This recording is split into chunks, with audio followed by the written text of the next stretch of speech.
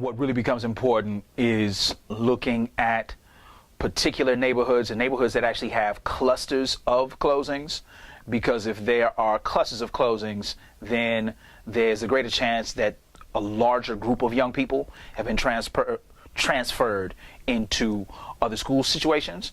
So I think that becomes important as we look towards the future, because those might be the areas with the most conflicts, if you will, in terms of before school, after school, but also contextually, I think what becomes important is looking at development in that area. So if you're seeing new buildings coming up, if you're seeing some buildings become demolished, then that kind of begs a deeper question around what actually is happening in the city in those particular neighborhoods, and then bringing it out into a larger question as to what is the plan for the future of those places.